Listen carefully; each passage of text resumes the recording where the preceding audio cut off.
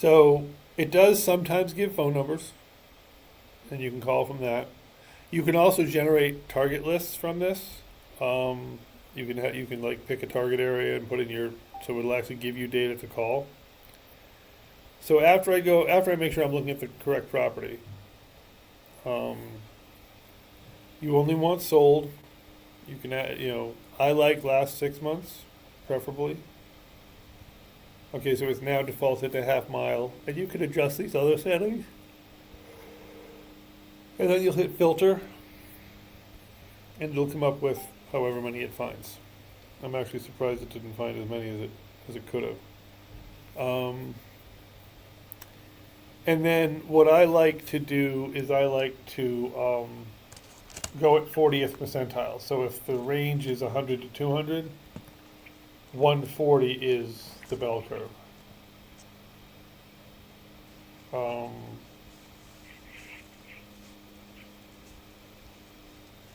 Okay. so I mean that, and that's just my personal rule. But in a very competitive market, like Ryan and I are still totally shocked what people are still getting for properties. So my rule has been pretty much that I'm going to take things at whatever the seller wants to give them up for. Um, I'm going to advise them, but you know what? If rather than having them go to a different wholesaler, so 40th percentile might be the too low of a number, I guess, depending on your market. So all I'm saying there is like, if you say, oh, I see a comp for $250,000, that's my number, 250. Well, first of all, is that really comparable? Right bedrooms, right bathrooms, right square footage, right acreage, all that kind of stuff. But also, um, in a market which is kind of starting to soften, especially on the residential side, is that really the right number? Like, should you go, oh, the highest is 250, so therefore is 250? If you've got 200 to 250, maybe you're picking 225, 230. You're kind of predicting a little bit of a safety, but there is a philosophy that says that's up to the buyer to decide. We just don't want to. The reason I'm 40 percentiling the ARV is because I don't want to overpay the seller. I want to make sure that there's room for us and room for the person who buys it and flips it. Like, what if he thinks of the ARV is 225 and he actually only sells it for 215, and all of a sudden that made him lose money. Right. So, right. Being a little bit there, but it's important on comps. It's important on comps to be comparable. Like, I mean, here's the challenge right on my own screen. I'm a 4-1, which is actually outdated information. Mine's actually a 1, 2, 3, 4, 5, 2. So even at that, it was a 4-1 when I bought it.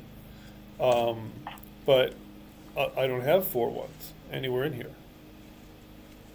So like, okay, this is a 3-2, 1,700 square feet at 150. Here's, at 180. Now I can tell you that the bank appraiser told me my house is worth $239,000 3 years ago. So these sales aren't this information isn't quite really accurate to an appraiser. It's not going to be. These are sales. Appraisers are using usually more information. I'm sure the appraiser had more choices of information, but also it's the accuracy of the information. Like, it's the accuracy, but also I'm a 4-1 with a 4-car 2-story garage. Okay. This is a 3-2. Does it have a garage? What does it have? Then you have to look at the pictures. You have to pop up the pictures and decide. All right, so this is actually probably the same size lot that I have, but it's a smaller house. It doesn't have the big garage, yada yada yada. So like, so when you're doing comparables, they should be comparable. The other thing is, it's hard to tell with only one picture, but the other thing is, what's the condition inside? So a lot of times you're like, oh, well, there's nothing dipped in gold in the neighborhood. Now, number one, is that all the neighborhood can do? Or like meaning, it's not granite tile, but is that neighborhood ever gonna be a granite tile neighborhood? Don't know. But also, if the only things that have sold have been in block condition, then you don't have a comp on what it's worth finished, because they're all in block condition. You have a comp on block condition. So then, your math gets a little more interesting, because you can't say, oh, look, it sold for $250 in perfect shape. No, it sold for $175 looking like 1970s show. Right. So I don't know what it's worth finished. And you do some more research, you can do some Zillow. And on that topic, I always remind people, Zestimates don't mean anything. We don't care what the Zestimate is.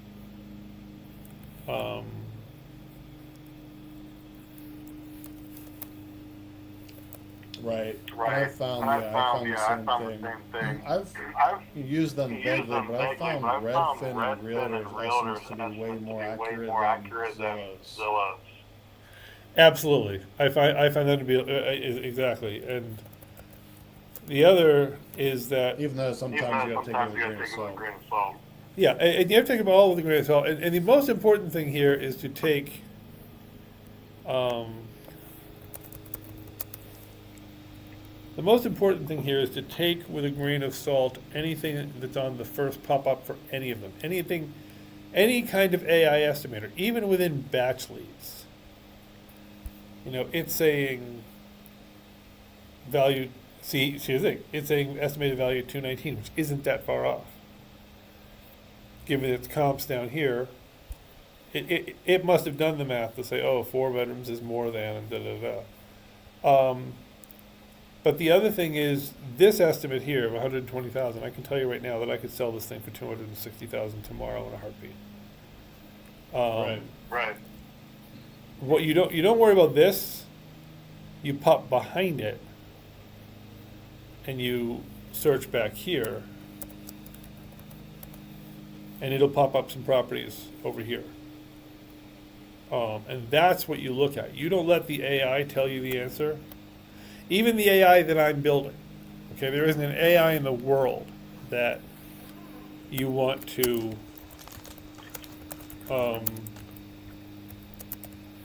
there isn't an AI in the world that you want to take its estimate for anything.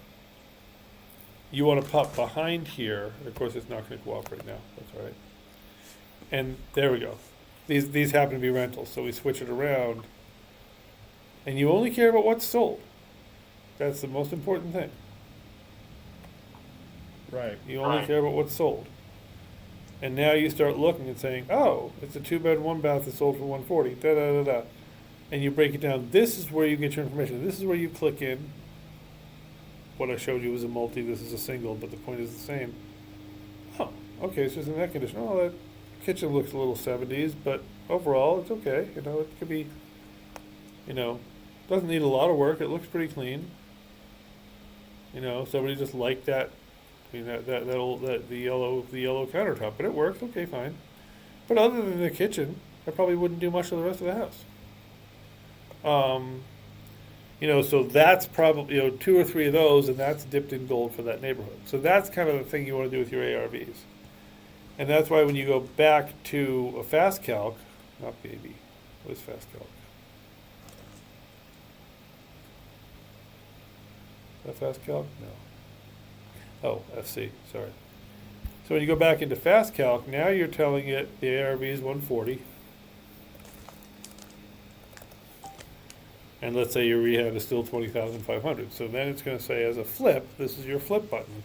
Again, I don't care if you use the tool or not, but it's here. Now, it says 140, 70% multiplier is 98,000, minus 15,000 wholesale fee. We assumed a 20,000 rehab, therefore we can offer 62,000 on that house. And it gives you some other analyses here. It automatically saves it to a tracker, which I can show you later. You can copy the shareable link, you can paste the deal package, whatever. It gives you some different outputs. But the point is, baby calc, or rather batch leads, other tools, and Zillow, and so on and so forth. Now within our forms that we request, a lot of our tools, in fact, the homepage for everything we do is REI homepage, my website. Under JV Team, forms and such, docs and scripts, the chat GPTs and whatever. And what I wanted to show you on the forms and such is that we ask, and now again, you run your system the way you do, but we want to see flood zone. We got a lot of questions here. You're never going to get all the questions out of the seller, we know that. But we also ask that you give us condition information, pictures obviously, and Zillow, flood zone, whatever. Now you're not giving this to us. You're your own agent. You can, but you don't need to run your deals by me. But I'm just saying that this is why and you don't need to submit all this to me because you're your own agent. This isn't like you don't need to run like you're under my team and you're doing it my way. But what I do when I check deals is I check everything. I store the Zillow, I store the Street View, I store the Google Maps, I store everything. I also run Flood Zone, and this is a one-click to the Flood Zone. And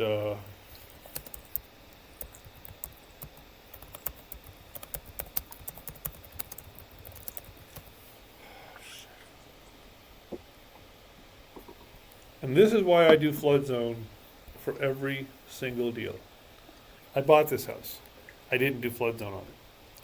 I bought it, then I found out I had Flood Zone, which means a $2,000 a year flood insurance. Right. It's may or may not affect the deal, but it's good to know ahead of time. Anything in the flood zone that's in a blue or a blue stripe like this one is in a flood zone where a lender will require flood insurance. And so you just have to kind of be aware of that. And on our rental and our storage tools, it asks annual expenses of whatever the landlord pays. Insurance, taxes, flood insurance, utilities, whatever the landlord pays. And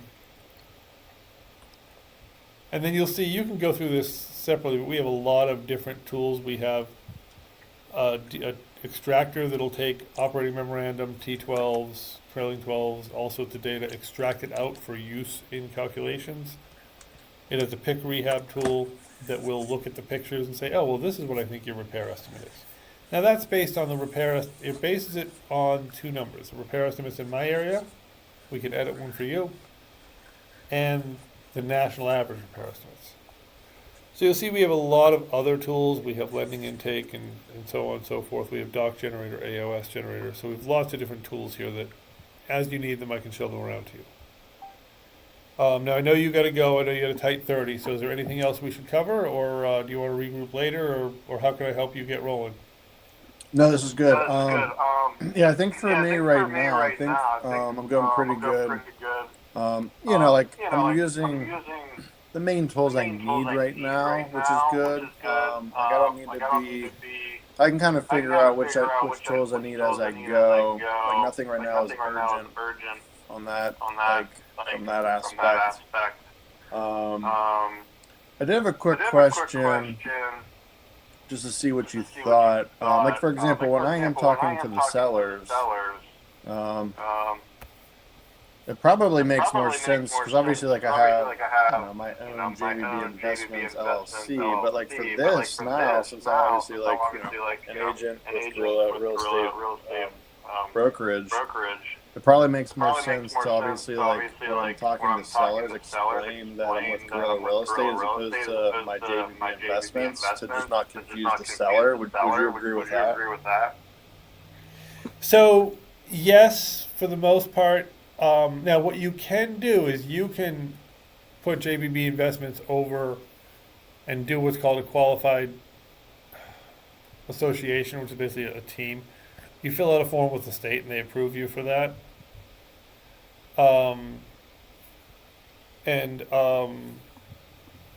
So you can do that, and then it'll be JBB Investments powered by Gorilla Real Estate. So instead of it being Justin on your card, it could be Justin from JBB, but you would then be able to market as JBB even as an agent. Don't care if you do or not. like Ryan still markets as Ryan, but I write his checks to Paragon Enterprise. I write his checks to his company because he went and qualified association. So, I mean, if you want to use JB Investments as a part of, is it JBB or JB? JVB. JVB. Okay, sorry. If you want to use that as part of your marketing, hey, I'm JVB Investments with Gorilla, then you have to go and get a qualified association with the state, which I don't think costs anything. I think it's a fill out a form and a rubber stamp. I've never done it because as a broker of record, I can't, which is kind of annoying, but okay. So as far as what to identify yourself with, you are Justin from Gorilla Real Estate. If you want to include JBB in the conversation, you've then got to go and get that other thing done. My guess is that the sellers don't need to know. Like, I think Ryan's right. He's Ryan with Gorilla Real Estate, and the checks just get written to, his company. Cause yeah, and that's fine with me too, I think. Sorry? I think that's fine with me too. Yeah, I mean, and I think the logic is because people are, especially when you're trying to make the pitch that, hey, I'm the local solution. I am the local solution. I am I'm the direct buyer. I'm the this. I'm the that.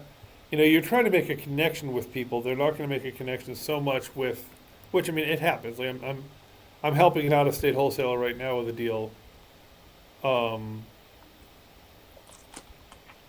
That Kyla from Home Run Office. I mean, companies do it all the time. Wholesale companies do it all the time. But I think a lot of times when you're dealing with smaller markets like Pittsburgh and up here, people want to deal with people. Hey, listen, I'm talking to you because I'm local. I'm here. Right. That's why I'm talking to you. And I'm not putting you through some other company rigmarole. Yeah, I got a broker. I got to do that rigmarole, but I can't. Yeah. So that's the biggest thing is if making the connection is better with your own name, that's fine. Okay. So like basically what I was going to say to them is, the company I'm with is called Gorilla Real Estate, and we're a PA licensed real estate brokerage, and kind of what you have on the sheet, that we're an active real estate investment company, 25 years experience, and we do a little bit of everything. That's okay for me to say, obviously, right? As far as like, Yeah. obviously that could help me out as well to have more leverage on my side that I'm with a brokerage with 25 years experience, etc. Well, exactly, and you can even go. I mean, you can go as deep in this as you want because I'm not like a multimillionaire, but I am an investor, and I have got we do have the money behind us to buy these things and yada yada. So you can go 25 years experience, he owns over $1.5 million in properties. He's currently analyzing, So go as deep as you need to have them understand, because at the end of the day, what you're trying to prove with that, and also your own experience and your own buying experience, I'm not trying to belittle that, but you just want them to know, hey, I'm real, I'm local, I'm PA based, I'm following the law, and I actually have the capacity to buy this thing. Right. Right. So okay.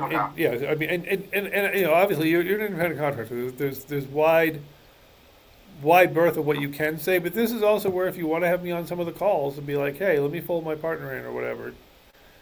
And the only thing is that I want you to do in the conversation is just identify in passing as gradually or casually as you want. Hey, I am licensed. And I'm with a brokerage firm. That is right. consumer notice. Right. The verbal consumer notice is a piece of crap, but this at least gets the basic stuff across it. The verbal consumer notice is a pain in the ass to read, but this gets the idea. People won't assume you're not as professional as you are. You went and got the certification. You deserve to be respected for that. Right. Right. Okay. See ya. All right, perfect. No, I think I'm good right now. The main thing now is just kind of calling leads and the Danielle and the Danielle Price on she kind of went cold feet on me, which doesn't surprise me. She was already kind of a handful to deal with. Yeah. But she basically just like, I kept following up with her, and then out of the blue, she said, "Hey, we're gonna go like a different route." And I followed up with her saying pretty much, "Hey, no problem. If you don't mind me asking, like, are you still selling it? Or are you not selling it? Or what are you guys thinking?" And she hasn't responded yet. So, but I do have some other deals right now that I am certainly following up on, and hopefully can get under contract even this week. So, all in all, it's still going well. Oh, there it is. Hang on one second. I'm surprised to see you. Hey, buddy, how you doing? Good. Looks like you have stuff on the floor. Yeah, I just did it. I haven't put it on yet. Oh, yeah. Oh, I'm surprised. You just wanted to show your space. That's what you do, yeah. I think the end of this month I'm out, so hopefully you. All right, well, you get, we. All right, thanks. I'll set up with you. Sure. End of this month, meaning next month. Oh, no worries. Yeah, I mean, So it's gonna be in June, it's gonna be the whole June period. I think I might talk to him and say, listen, I want you out a little early so you can get in earlier. Okay. Easy go. Okay. Okay. Very decent, okay. Now, this is 480 square feet, so you got the office back here, you got a storage room, Okay, yeah. and then you got this, in the reception and waiting area. Now, did you mention the space in my building, the 400, the smaller space? But you wanted to stay in this building? You want to see the space over there? I don't know, I usually got the sheet, I can tell you, back in my building, it's, I think they're like 700 in the neighborhood a month, but I can tell you exactly, I usually got that payment for the review, Okay. Yeah, I mean, I don't mind at all. Like, as far as just, so what would we do? Just share her number with him and see if he wants to take it from there, and anything comes of it.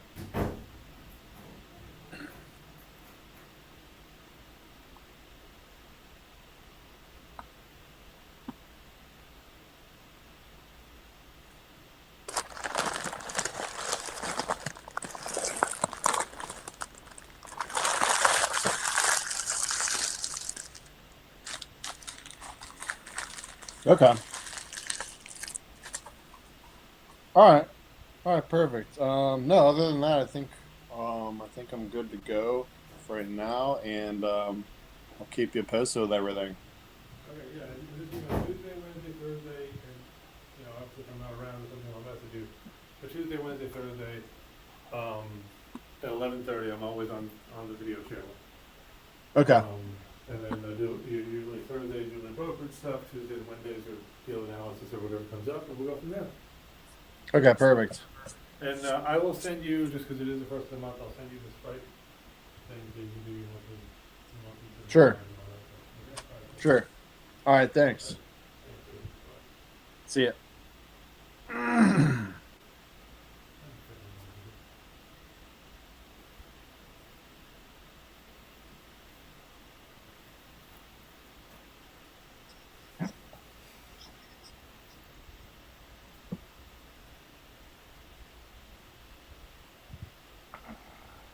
Yeah, I mean, Titanic, there's so many red flags. I'm gonna wait to hear back from her, I think, before putting it online. I mean, not that I can't put it online, but just.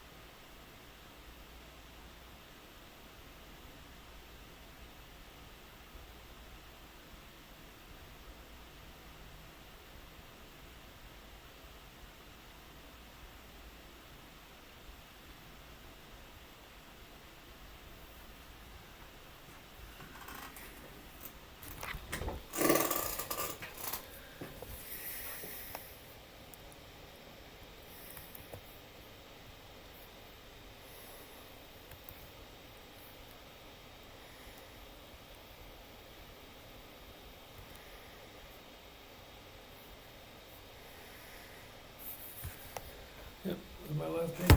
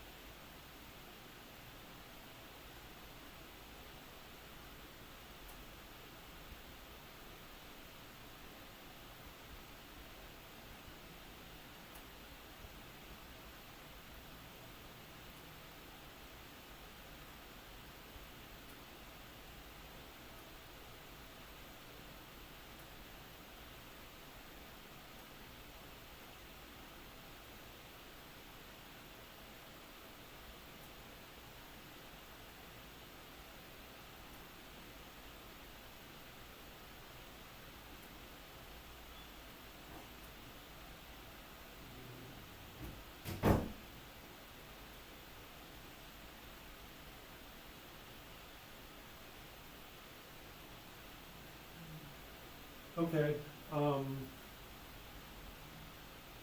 maybe this week I can come by with my Jeep and we can put it on the roof and I can take it. Could somebody help me get it on the roof? I won't have a trailer till probably 2 weekends from now. I can grab a trailer.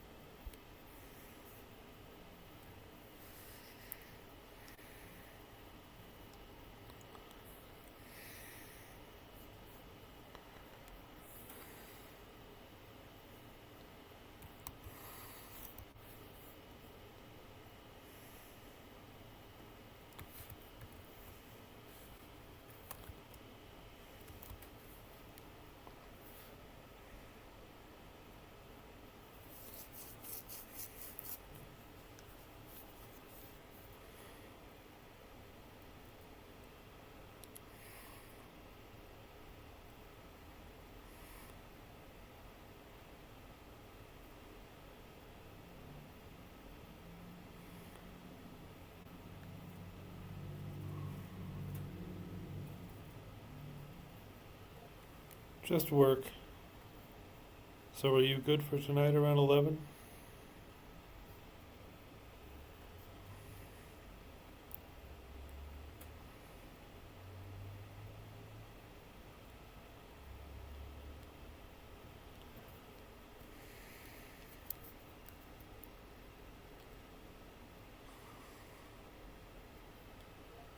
I'm here. What do you got?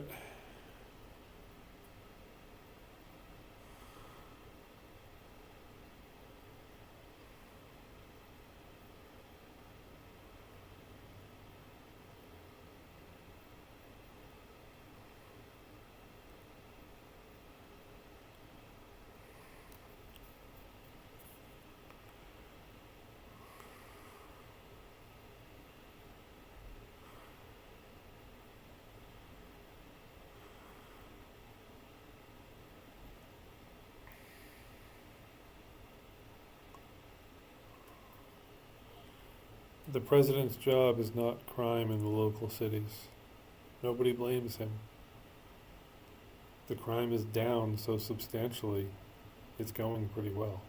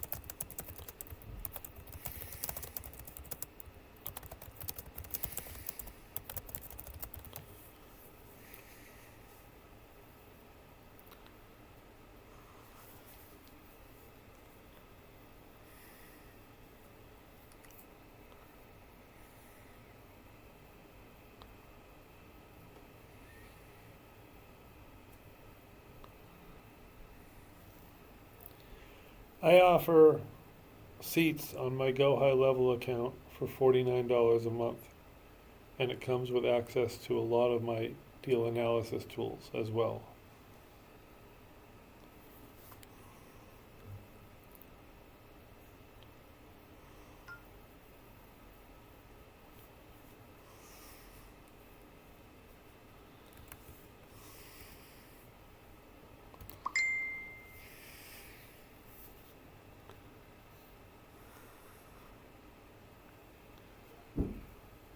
Let me check the computer later. I'm thinking probably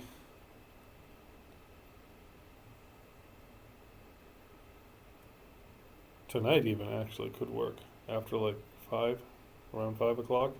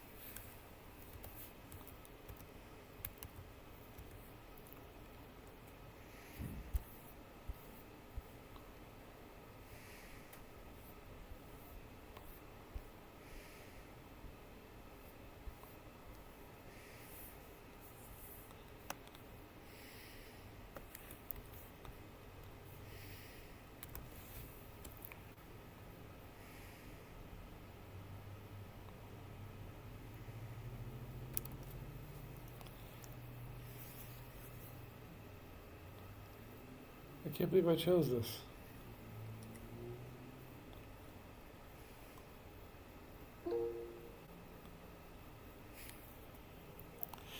Give me a call, let's talk.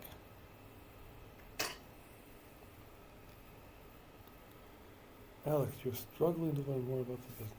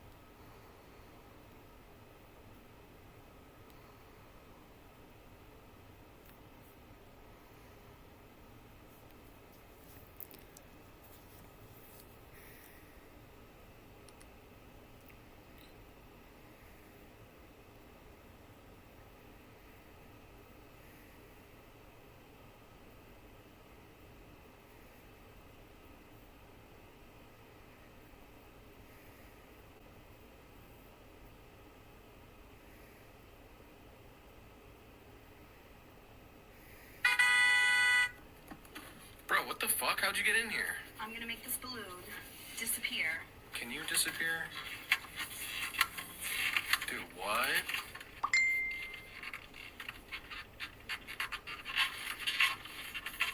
It's clearly not your first time. Oh my god.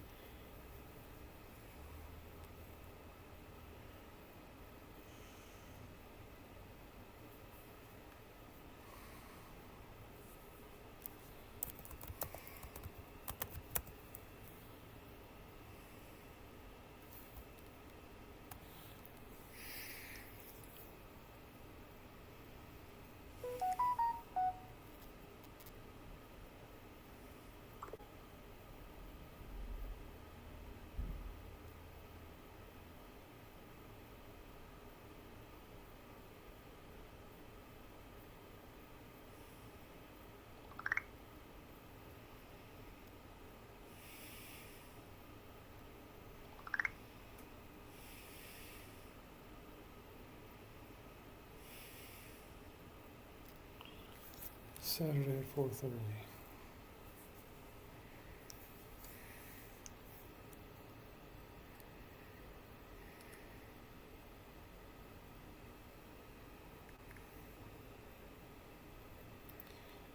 So the 30th.